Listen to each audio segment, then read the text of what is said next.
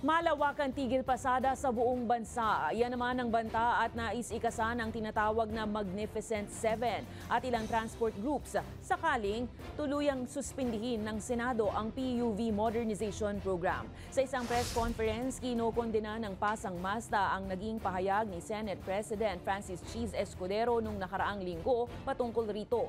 Umabot kasi sa 80% ng mga tsuper at operator ang nagpa-consolidate na para lang dito sa programang jeepney modernization. Anila, mas lalong maapektuhan ang kanilang kabuhayan dahil sa tila pabago-bagong sistema. Dagdag ng grupo, hindi nila iboboto sa susunod na halalan ang lahat ng pipirma sa resolusyon. Malaki ang magiging epekto nito sa mga nag-comply na.